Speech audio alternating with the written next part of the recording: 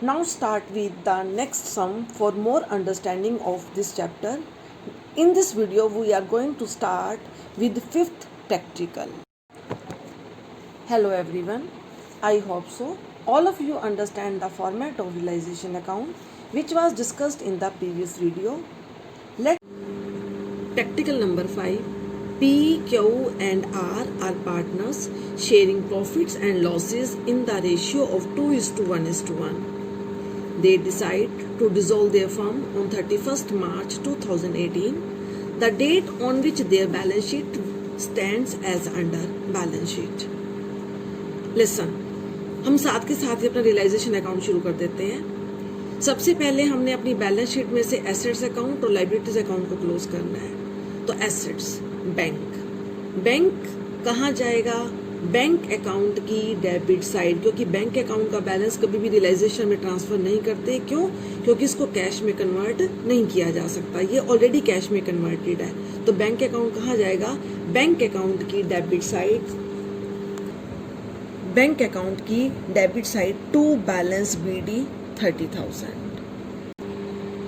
Stock 1,50,000। Realisation account debit side, देखो realisation account debit side to sundry assets, stock 1,50,000। Debtors at gross value 88,000। और जो debtors का provision है वो realisation account की क्रेडिट साइड ही लिखा जाएगा, by provision for doubtful debts 8,000।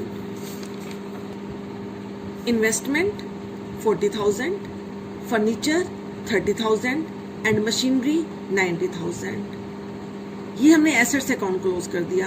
अब लाइबिलिटी साइड से balance sheet liability side, creditors 80,000, bye sundry liabilities creditors 80,000, bills payable 10,000 and loan from P. Listen, P is a partner, that's mean it's a partner's loan. Partner's loan never transfer to the realization account. Its separate loan account will be prepared. Realisation account में सिर्फ external liabilities को transfer किया जाता है। तो Ps loan external liability नहीं है, partner liability है। तो इसके लिए हमारा सेपरेट अकाउंट ओपन होगा, P's loan account by balance BD 20,000। Reserve fund 8,000, ये PCA में जाएंगे, उनकी ओल्ड रेशियो में डिस्ट्रीब्यूट होंगे। तो बाय रिजर्व फंड PQR में 2:1:1 की रेशियो में 4,000, 2,000 and 2,000। Capital account PQR partners की कैपिटल PCA में ही जाएगी, ये उनके बैलेंस है। तो balance BD 2 lakh, 1 lakh and 2,000। इस प्रकार हमने बैलेंस शीट की एसेट्स और लाइबिलिटीज अकाउंट को क्लोज किया। अब हम एडजस्टमेंट में देखेंगे कि एडजस्टमेंट में एसेट से रिलेटेड और लाइबिलिटी से रिलेटेड क्या कहा गया है। The following additional information is given. Number 1, investments are taken over by P at book value. अगर एसेट्स की कोई भी इंफॉर्मेशन है एडजस्टमेंट में तो वो रियलाइजेशन अकाउंट की क्रेडिट साइड जाएगी और हमारे सिर्फ 2 ही हेडिंग बनेंगे, या तो बाय पार्टनर्स कैपिटल अकाउंट या बाय बैंक। अगर पार्टनर टेक ओवर करता है तो बाय पार्टनर्स कैपिटल, अगर रियलाइज्ड फॉर कैश है तो बाय बैंक। तो इस एडजस्टमेंट को पढ़ के हमें क्या पता चला कि इन्वेस्टमेंट को P टेक ओवर कर रहा है। तो हम कहाँ लिखेंगे? By P's capital at book value. तो इन्वेस्टमेंट की बुक्स में क्या वैल्यू है? 40,000। तो इसी वैल्यू पे P ने इन्वेस्टमेंट को टेक ओवर कर लिया। तो by P's capital 40,000। Second adjustment, furniture is taken over by Q for ₹20,000। Furniture को कौन टेक ओवर कर रहा है? Q। तो बाय Q's कैपिटल 20,000। ब्रैकेट में लिख देना कि P ने क्या ली है? इन्वेस्टमेंट, और Q ने क्या ली है? फर्नीचर। आगे next transaction, third, creditors were paid of at a discount of 5%। Creditors 80,000 के क्रेडिटर्स हैं, ये 5% डिस्काउंट पे किए हैं। तो हमने जितनी पेमेंट की है उन्हीं का अमाउंट लिखना है। तो क्रेडिटर्स 80,000 का 5%, 4,000 लेस करके टू बैंक, क्रेडिटर्स 76,000। हमने जितनी पेमेंट की है उतना अमाउंट लिखना है। आगे next fourth adjustment, other assets realised as follows, stock at 80%। Assets हैं रियलाइज्ड है, इसका मतलब बाय बैंक।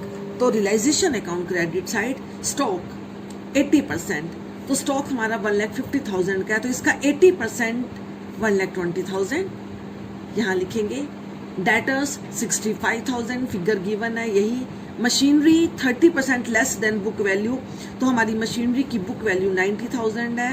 ये 30% लेस पे सेल हुई है, तो 30% लेस करके लिख दो या 70%, एक ही बात है। तो 90,000 का 30% 27,000, तो यहाँ पे 90,000 माइनस 27,000 इज इक्वल टू 63,000। आगे नेक्स्ट फिफ्थ एडजस्टमेंट है, expenses of realisation amounted to ₹2,000 expenses. अगर कुछ ना कह रखा हो तो ये एज्यूम किया जाता है कि ये पेमेंट फर्म करेगी। अगर फर्म की पेमेंट है तो realisation account debit side, bank वाले कॉलम में इसको लिख देंगे रियलाइजेशन एक्सपेंसेस 2,000। इसके बाद हमारी कोई एडजस्टमेंट नहीं है, लेकिन रियलाइजेशन अकाउंट को क्लोज करने से पहले हमने ज़रूर देखना है कि जो रियलाइजेशन अकाउंट की क्रेडिट साइड हमारी एक्सटर्नल लाइबिलिटीज ट्रांसफ़र की थी उन सब की हमने पेमेंट कर दी है या नहीं। एसेट्स के बारे में कुछ नहीं देखना, एसेट्स के बारे में तो जो एडजस्टमेंट में गिवन है सिर्फ उन्हीं को लिखना है, लेकिन लाइबिलिटीज़ की पेमेंट करना कंपल्शन है। इन्हें बिना पे किए हम इस अकाउंट को क्लोज नहीं कर सकते। तो देखो क्रेडिटर्स की तो ऑलरेडी हम पेमेंट कर चुके हैं, वहाँ उन्होंने कहा था थर्ड एडजस्टमेंट में कि 5% लेस, तो हमने कर दी थी। अब बीपी 10,000 ये आउटसाइडर्स की लायबिलिटी है, बट इसकी पेमेंट के बारे में सम के अंदर कुछ नहीं कहा, तो ये बुक वैल्यू पे हम पेमेंट करेंगे। तो बीपी 10,000। अब इस प्रकार इसका टोटल आएगा 88,000 और यहाँ पे एसेट साइड का टोटल आएगा बाय बैंक में 2,48,000। अब इस अकाउंट को क्लोज करेंगे। If debit is more than credit then the difference amount will be loss. तो इस प्रकार हमारा 80,000 का लॉस आ रहा है, जो हम पार्टनर्स में उनकी ओल्ड रेशियो में डिस्ट्रीब्यूट कर देंगे 2:1 में। तो 40,000, 20,000 एंड 20,000। अब हमारा रियलाइजेशन अकाउंट क्लोज हो गया। अब हमने नंबर 2 पे अपना पार्टनर्स लोन अकाउंट बनाना है। तो पार्टनर्स लोन ये बैलेंस हमने बैलेंस शीट में से ट्रांसफर किया था।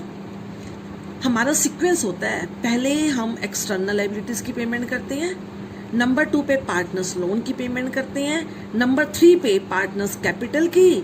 अगर क्रेडिट ज़्यादा है डेबिट लेस है तो उनकी पेमेंट करेंगे, अगर डेबिट ज़्यादा है क्रेडिट लेस है तो पार्टनर्स उस अमाउंट को कैश लेके आएगा।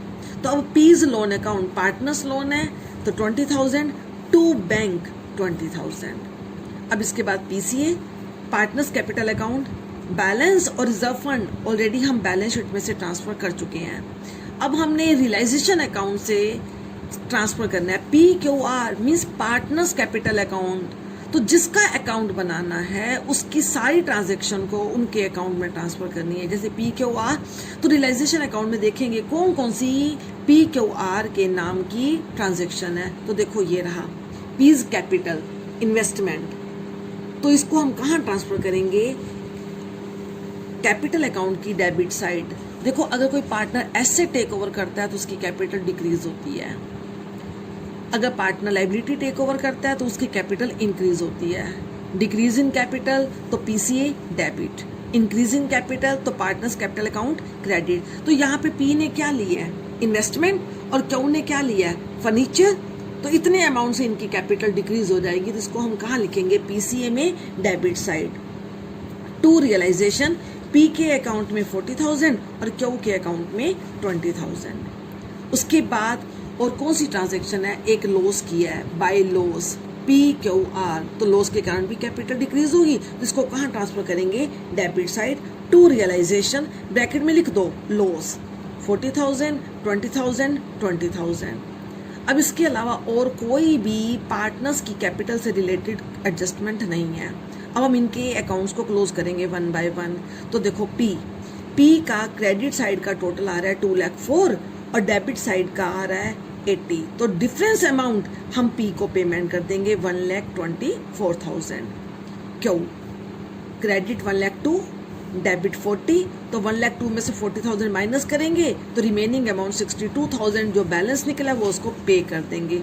लेकिन आर का देखो डेबिट 20,000 है लेकिन क्रेडिट अमाउंट 4,000 है, इसका मतलब इसका डेबिट अमाउंट बड़ा है, डेबिट साइड बड़ी है, तो ये डिफरेंस अमाउंट कैश लेकर आएगा। तो 20 माइनस 4 16,000 बाय बैंक। तो इस प्रकार आर 16,000 कैश लाएगा। अब लास्ट अकाउंट हमने बनाना है बैंक अकाउंट। तो बैंक अकाउंट में सारी बैंक की ट्रांजैक्शन को ट्रांसफर करना है, क्योंकि जो अकाउंट बनाते हैं हम पहले भी पढ़ चुके हैं, जो अकाउंट बना रहे हैं उससे रिलेटेड सारी ट्रांजैक्शन को हमने वहां पे ट्रांसफर करना है। रूल वही है, debit comes in credit goes out. तो सबसे पहले हमने बैलेंस बीडी बैलेंस शीट में से लिखा था। अब रियलाइजेशन अकाउंट से लेकर एंड तक पीसीए तक देखते हैं कहाँ कहाँ बैंक है। और क्रॉस अगर टू बैंक है तो बाय वाली साइड, अगर बाय है तो टू वाली साइड। देखो by bank account 2,48,000 by bank है तो इसको कहाँ ट्रांसफर करेंगे, डेबिट साइड टू रियलाइजेशन 2,48,000। उसके बाद अब यहाँ पे आ जाओ, टू बैंक, टू है तो बाय वाली साइड बैंक अकाउंट में, क्योंकि बैंक अकाउंट की ट्रांजैक्शन है तो बैंक में जाएगी, तो टू बैंक तो ये कहाँ जाएगा, बाय रियलाइजेशन 88,000। डन। उसके बाद अब नेक्स्ट अकाउंट पे आते हैं, P's loan account. P's loan account to bank, तो पेमेंट है, पैसा जा रहा है तो कहाँ लिखेंगे, credit side by P's loan. Particular में उस अकाउंट का नाम लिखा जाता है जिस अकाउंट से इस ट्रांजैक्शन को ट्रांसफर किया गया है। अगर रियलाइजेशन अकाउंट से ट्रांसफर है तो रियलाइजेशन अकाउंट, अब पीज लोन से ट्रांसफर है तो बाय पीज लोन। अब उसके बाद partners capital account. Partners capital account में पी की पेमेंट थी तो बाय पीज कैपिटल 1,24,000, क्योज पेमेंट 62,000 और आर का डेबिट बैलेंस बड़ा है, क्रेडिट कम है, और हमने कंक्लूड किया था कि आर ये अमाउंट कैश लेकर आएगा। तो बाय बैंक 16 तो वो कहाँ आएगा, debit side to R's capital 16,000। अब उसके बाद हम इसकी क्लोजिंग करेंगे। दोनों साइड का टोटल सेम होना चाहिए, अगर सेम है तो इसका मतलब हमारा सम ओके है। तो हमें एग्जाम के अंदर पता भी चल जाता है, अगर हमारे दोनों साइड के टोटल सेम आ रहे हैं तो इसका मतलब हमारा सम ओके है, कोई भी इसमें फॉल्ट नहीं है। Yes students, now we start 6th practical. A and B were partners sharing profits and losses in the ratio 2:1. Their balance sheet as at 31st March 2018 was as follows. बेटा वही same pattern, सबसे पहले asset account को close करना है। तो हमें पता ही है कैश एट बैंक कहाँ जाएगा, बैंक अकाउंट में। सन्ड्री डेटर्स कहाँ जाएंगे, रियलाइजेशन अकाउंट में। ग्रोस वैल्यू तो realisation account to sundry assets, debtors 1,80,000, provision 10,000, इसको क्रेडिट साइड ही लिखेंगे, बाय प्रोविजन फॉर डाउटफुल डेब्ट 10,000। उसके बाद stock, investment, plant and machinery, ये तीनों ट्रांजैक्शन कहाँ जाएंगी, रियलाइजेशन अकाउंट की debit side. Stock, investment, plant and machinery 4 lakh, 2 lakh, 1,50,000 and 4 lakh, तो इस प्रकार ये 9,30,000। अब देखो यहाँ पे एक पॉइंट आ रहा है, बीज लोन। अगर asset side partners loan given होता है तो इसका मतलब फर्म की एसेट है, फर्म ने बी से पैसे लेने हैं। तो अगर एसेट साइड पार्टनर्स लोन हो ना तो इसको हमेशा पीसीए में ट्रांसफर कर देते हैं, क्योंकि फर्म ने लेने हैं तो फर्म उसकी कैपिटल में से कट कर लेगी। लेकिन इस सम के अंदर लास्ट में अगर तुम पढ़ोगे बी नंबर की ट्रांजैक्शन में उन्होंने कहा है कि बीज लोन अकाउंट भी प्रिपेयर करना है, तो हम बीज लोन अकाउंट भी बना लेते हैं। तो ये फर्म का डेबिट बैलेंस है। तो देखो बीज लोन अकाउंट कैसे बनाएंगे, B's loan account to balance BD, क्योंकि एसेट्स के डेबिट बैलेंस होते हैं तो इनकी बिगिनिंग कहाँ से होती है, डेबिट साइड से। तो टू बैलेंस बीडी 20,000 और उसके बाद इस 20,000 को कहाँ पे ट्रांसफर करना है, कैपिटल अकाउंट में। अगर ये लोन अकाउंट बनाने के लिए ना कहते ना तो हम डायरेक्ट इसको कैपिटल अकाउंट की डेबिट साइड लिख देते टू बीज लोन, बट उन्होंने बनाने के लिए कहा है तो हम पहले अकाउंट बनाएंगे। तो B's loan account debit side to balance BD, तो उसके बाद फीस को हमने कहाँ ट्रांसफर करना है, बाय बीज कैपिटल 20,000। इस प्रकार इसकी क्लोजिंग हम करेंगे। अब लायबिलिटी साइड की क्लोजिंग करेंगे। सन्ड्री क्रेडिटर्स 2,10,000, एज लोन ये पार्टनर्स लोन है तो ये अलग से अकाउंट बनेगा, पार्टनर्स लोन अकाउंट। तो partners loan, A's loan account by balance BD 50,000। यहाँ पे इन्होंने हमें 12% पर एनम गिवन है, तो इसका मतलब ये रेट ऑफ इंटरेस्ट है। आगे हम एडजस्टमेंट में देखेंगे इसके बारे में क्या कह रहा है। जनरल रिजर्व 90,000, इसका मतलब ये अनडिस्ट्रीब्यूटेड प्रॉफिट है, तो ये पार्टनर्स में डिस्ट्रीब्यूट करना है, पीसीए में जाएगा 90,000 ए और बी में। जनरल रिजर्व 60,000 एंड 30,000, और उसके बाद कैपिटल गिवन है, तो कैपिटल बी पीसीए में जाएगी। बैलेंस बीडी ए का 4 लाख एंड बी का 2,50,000। तो इस प्रकार हमने बैलेंस शीट में से एसेट्स और लायबिलिटीज अकाउंट को क्लोज कर दिया है, ट्रांसफर कर दिया है। अब हम एडजस्टमेंट को कंसीडर करेंगे। Listen, partners decide to dissolve the firm on the above date. Assets and liabilities realised as follows. Realised का मतलब बिकी हैं, इस प्रकार बेची हैं हमने। Number 1, plant and machinery was taken over by A at 60% of the book value. तो प्लांट एंड मशीनरी को ए ने बुक वैल्यू की 60% पे टेक ओवर कर लिया है, यानी कि 60% पे ले लिया है। अगर पार्टनर एसेट टेक ओवर करेगा तो पार्टनर्स के नाम पे लिखी जाएंगी। तो देखो, रियलाइजेशन अकाउंट की credit side by A's capital, हमारी प्लांट एंड मशीनरी की बुक वैल्यू 4 लाख है। ये सारी बुक्स वैल्यू है ना, बैलेंस शीट में से ट्रांसफर की थी, तो 4 लाख को उसने 60% पे टेक ओवर किया, तो 4 लाख का 60% 2,40,000। देखो अब थोड़ा सा और एडवांस चलते हैं हम, साथ साथ पीसी में भी ट्रांसफर करते चले जाते हैं।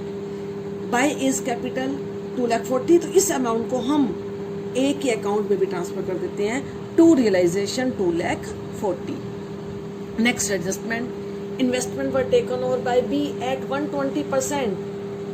120% का मतलब है 20% अबव पे, क्योंकि बैलेंस शीट के अंदर जो वैल्यूज होती हैं वो 100% होती हैं। तो इन्वेस्टमेंट को बी ने 120% पे लिया है, इसका मतलब 1,50,000 इंटू 120/100। कैसे निकालेंगे? 1,50,000 इंटू 120/100, उसके अकॉर्डिंग 1,80,000 वैल्यू आएगी। तो बाय बीज कैपिटल इन्वेस्टमेंट 1,80,000। अब इन्वेस्टमेंट ली है तो बी की कैपिटल डिक्रीज होगी, तो इसको बी के अकाउंट में भी ट्रांसफर करना है, debit side to realisation 1,80,000। Next, sundry creditors were paid off by giving them stock at 75% of book value and the balance in cash. Sundry creditors were paid by giving them stock. Listen, अब एक point यहाँ पे और नया आ रहा है। If liabilities are settled, settled का मतलब paid, अगर लाइबिलिटीज की सेटलमेंट हम एसेट की हेल्प से करते हैं, तो जितने अमाउंट की एसेट हमने लाइबिलिटीज की पेमेंट में यूज की है, उतने अमाउंट से हमारी एंट्री कट नील हो जाती है। तो सन्ड्री क्रेडिटर्स को हमने स्टॉक दिया है। स्टॉक कितने परसेंट? 75%। तो देखो, स्टॉक 2 लाख है, तो 2 लाख का 75% मीन्स 1,50,000 का स्टॉक हमने क्रेडिटर्स को दे दिया। तो इसका मतलब हमारे 1,50,000 के क्रेडिटर्स तो सेटल्ड हो गए। हमारे क्रेडिटर्स कितने के हैं? 2,10,000। 2,10,000 में से 1,50,000 के क्रेडिटर्स सेटल हो गए। क्यों? क्योंकि उन्होंने स्टॉक ले लिया। तो 1,50,000 की अब हमारी रियलाइजेशन अकाउंट में कोई भी एंट्री पास नहीं होगी। क्यों? क्योंकि if liabilities are settled with the help of an asset, then that amount will be cancelled. तो जितने अमाउंट से हमने एसेट दिया लाइबिलिटीज की पेमेंट करने के लिए, या जितने अमाउंट की एसेट्स गई हैं, उतने अमाउंट से हमारी लाइबिलिटीज भी कट हो गई हैं। तो 2,10,000 माइनस 1,50,000 रिमेनिंग हमने कैश पे किया है। तो 2,10,000 में से 1,50,000 कट हो गए, तो रिमेनिंग कितना बचा? 60,000। तो ये हम उनको पेमेंट कर देंगे। तो जितनी कैश पेमेंट की है ना, हमने उतना लिखना है। जितने अमाउंट की उन्होंने एसेट टेक ओवर की है, उस अमाउंट को हमने नहीं लिखना। आगे next transaction, debtors realised 20% less of the amount due from them. कहता है डेटर्स 20% लेस पे रियलाइज्ड हुए हैं, जितना हमने उनसे लेना था। तो डेटर्स 1,80,000 है, 20% लेस। अगर लेस कहेगा तो लेस कर दो, अगर मोर कहेगा तो ऐड कर दो।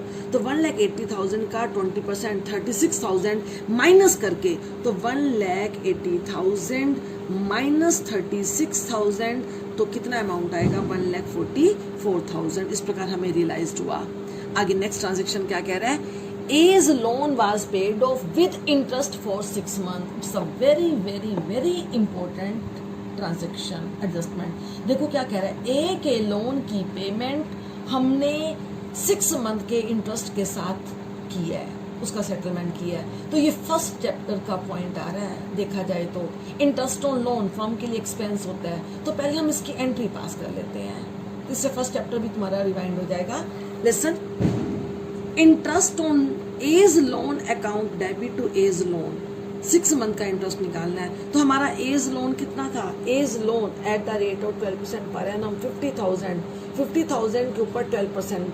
बट ये पूरे साल की है. हमने कितने मंथ का इंटरेस्ट निकालना है, 3 month का. तो 50,000 इंटू 12/100 इंटू 6/12, तो ये 3,000 आएगा. और हमारी एंट्री क्या बनेगी, interest on A's loan account debit to A's loan 3,000. अब इस इंटरेस्ट ऑन लोन अकाउंट को हमने क्लोज करना है. तो यहाँ पे हमारा कौन सा अकाउंट बन रहा है, रियलाइजेशन. तो इस इंटरेस्ट को हमने कहाँ पे ट्रांसफर करना है, रियलाइजेशन अकाउंट में. और हमारी एंट्री क्या बनेगी, realisation account debit to interest on A's loan 3,000.